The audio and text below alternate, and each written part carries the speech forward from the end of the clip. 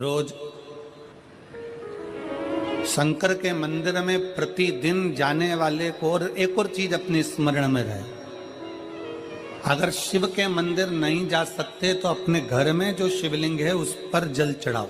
और यदि आप अपने शंकर के घर में शिवलिंग पर भी जल नहीं चढ़ा पा रहे हो तो किसी बेलपत्री का वृक्ष हो, उस वृक्ष के नीचे भी जल चढ़ाओ। और कभी मौका मिल जाए, कभी भगवान शंकर की बड़ी करुणा हो जाए, भगवान शंकर की बड़ी उदारता हो जाए, भगवान शंकर की बड़ी कृपा हो जाए, बड़ी कृपा हो जाए,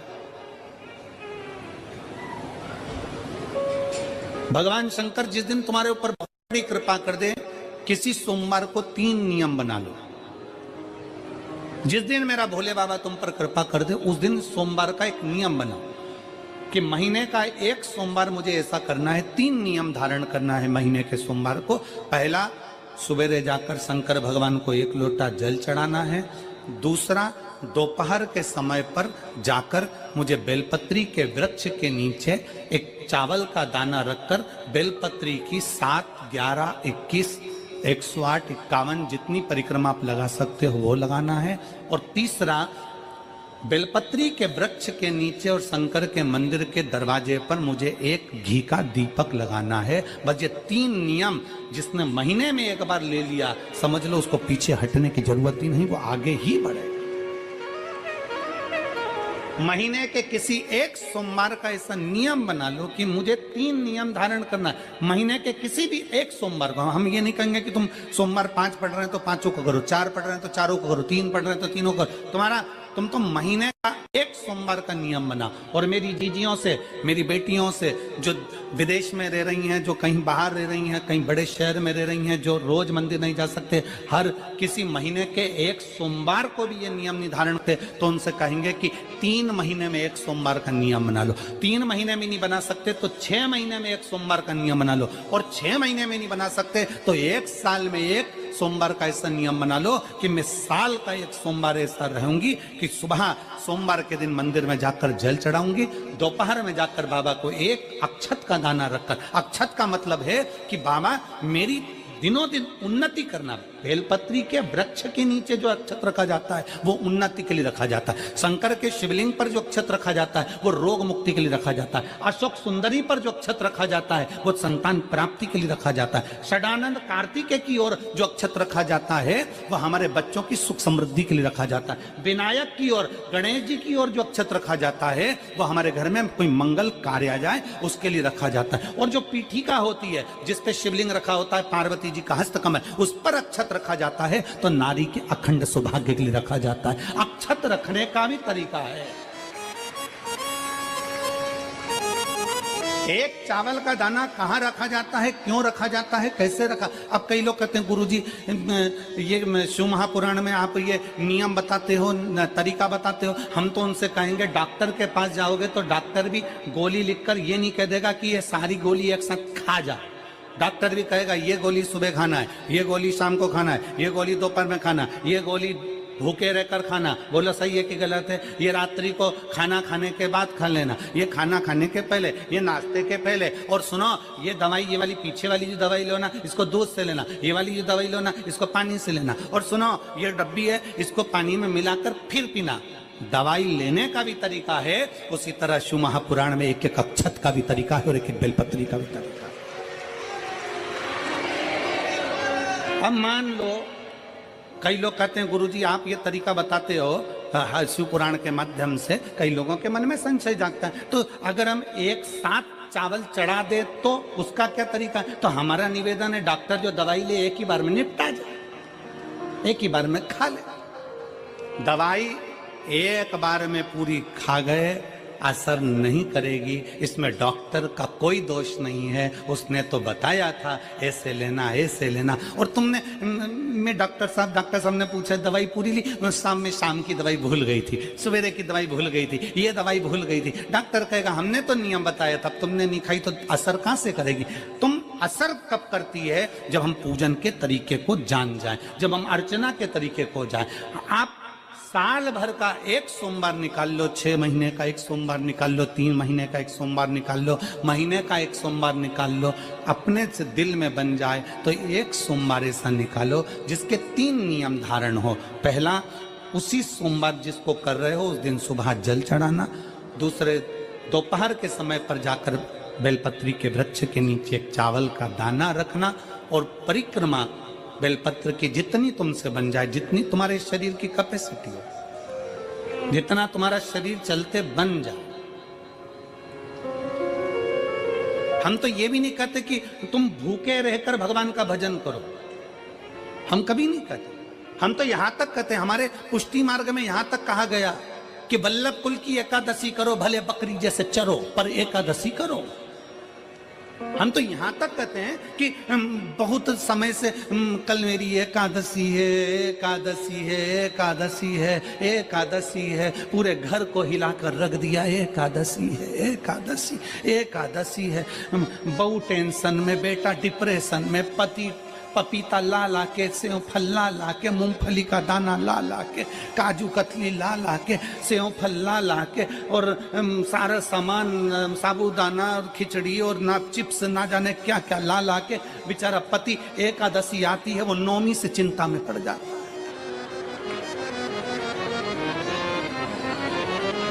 हम तो ये भी नहीं कहते कि तुम व्रत बहुत भारी करो, तुम व्रत उपास भी बहुत बहुत टेंशन वाला करो, ना ना ना।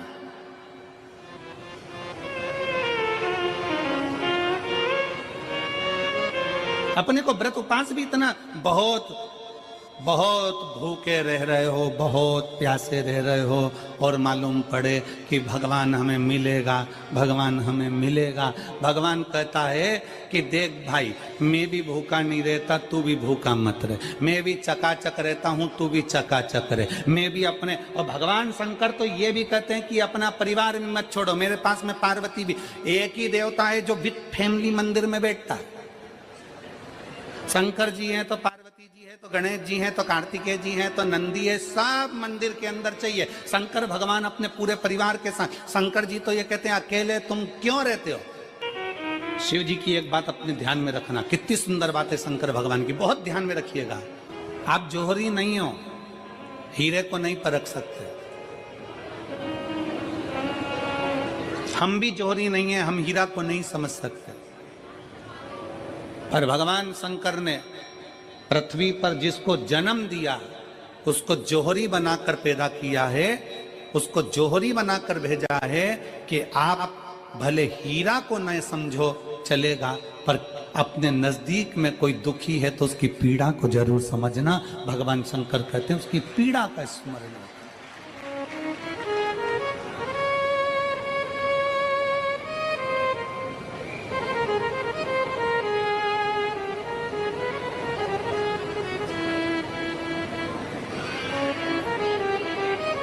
हीरा को समझो ना समझो, पर पीड़ा को जरूर समझिए।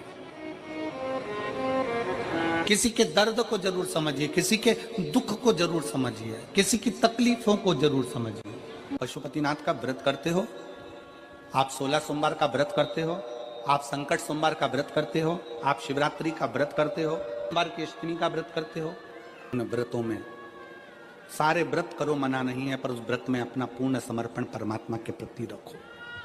केवल खाना छोड़ा है, अन्न छोड़ा है, भोजन छोड़ा है, और दिन में सुबह से लेकर शाम तक 2-3 बार तुमने कुछ ना कुछ पाया है, वो व्रत हो सकता है आपकी दृष्टि में, पर हमारी दृष्टि में व्रत कौन सा है।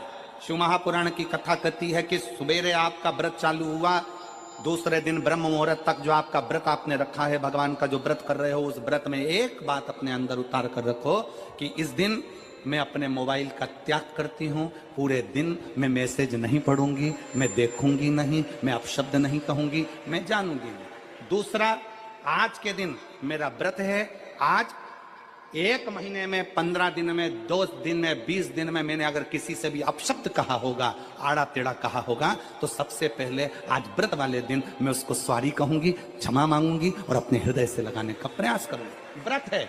व्रत का तीसरा अंश आज मेरा व्रत है, मैं आज के दिन किसी को भी अपशब्द नहीं बोलूंगी, किसी के लिए आड़ा तड़ा नहीं बोलूंगा। आज जितना बन सकेगा मैं सात्विक जीवन जीऊंगा।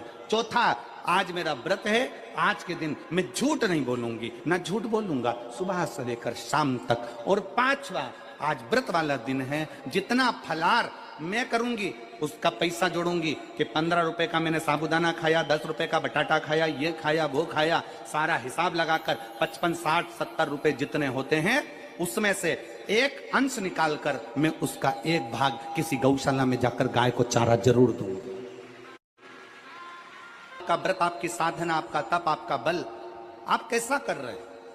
केवल भूखे रहने पर भगवत पद की प्राप्ति नहीं होती। शिव महापुराण की कथा कहती है कि भूखे रहने से भगवान की प्राप्ति नहीं होती। शिव पुराण की कथा कहती है भगवान को पाने की भूख बढ़ाने से भगवान की प्राप्ति होती है। भीतर से परमात्मा को पाने की भूख बढ़ाइए, भगवान को पाने की भूख बढ़ाओ भीतर से।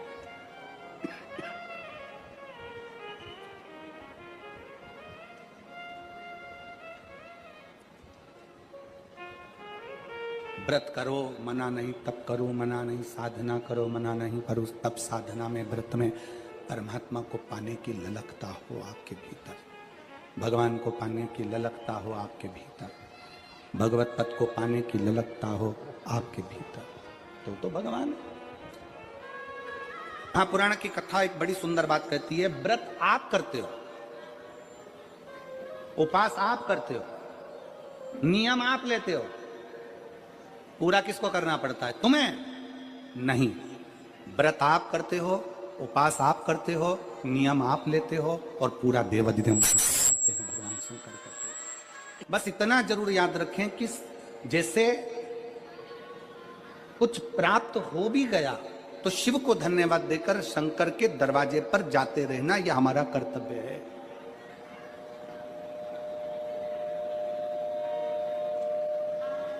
एक बहन जी ने पत्र लिखा था कल। उस पत्र में बहन जी ने लिखा कि शिव महापुराण तप का मतलब क्या होता?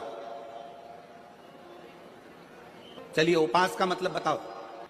खाना छोड़ देना व्रत नहीं है, दूसरे का धन छुड़ाकर खाना छोड़ देना व्रत है। शिक्षा दे देना, किसी को चिकित्सा की जरूरत है उसकी चिकित्सा में थोड़ा सा धन लगा देना, कोई रोते हुए की आंख के आंसुओं को पोंछ देना, किसी के दुख में खड़े होकर उसको खुशियां प्रदान कर देना, ये दुनिया का सबसे बड़ा व्रत है, सबसे बड़ी साधना, सबसे बड़ा। तो मन साफ है तो सारी गलतियां माफ है, और अगर मन ही साफ नहीं है तो गलती कौन माफ करेगा भाई? हम भी तो अपनी जिंदगी में एक नियम बना सकते हैं कि मैं श्री शिवाय नमस्तुभ्यम का जाप करूंगी। मेरी कॉलोनी में कोई शंकर जी का मंदिर है, हम 5-10 महिलाएं प्रत्येक सोमवार को 10 मिनट बैठेंगी। शाम के समय प्रदोष काल में 6 बजे 6:30 बजे बैठेंगे, 6:45 बजे 15 मिनट बाद उठ जाएंगे, श्री शिवाय नमस्तुभ्यम का जाप करेंगे, शंकर जी को भोग लगाएंगे। अगर एक हफ्ते में 5 सोमवार पड़ते हैं तो 5 महिलाएं अपना नियम बना ले कि आज का प्रसाद थोड़ा सा, कुछ भी शक्कर, खड़ी शक्कर, कुछ भी मैं लेके आऊंगी, मां भोग लगाएंगे, अपन 5 मिलकर श्री शिवाय नमस्तुभ्यम जपेंगे, प्रसाद बांट देंगे, अपने घर चले जाएंगे। ज्यादा ढोंग प्रपंच नहीं, दिखावा नहीं, कोई एक नियम। हमारे नजदीक में शंकर जी का मंदिर है, हफ्ते में एक बार नियम बनाएंगे, उस मंदिर में सफाई करेंगे। हफ्ते में एक बार नियम बनाएंगे, अपने नजदीक के शंकर के मंदिर को साफ करेंगे, क्लीन करेंगे। एक नियम अपने अंदर बनाओ शिव के प्रति।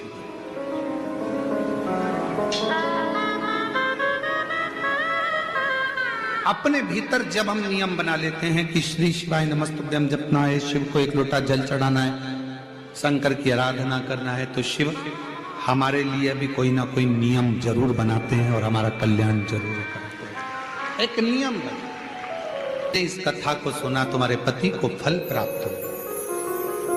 कलिकाल में संसार में जो शिव महापुराण की कथा को सुनता है, श्रवण करता है, करवाता है, बाँचता है, सुनता है, वो जितने जीव इस कथा को श्रवण करने आते हैं, केवल उनका ही नहीं, उनकी 71 पीढ़ी का कल्याण शिव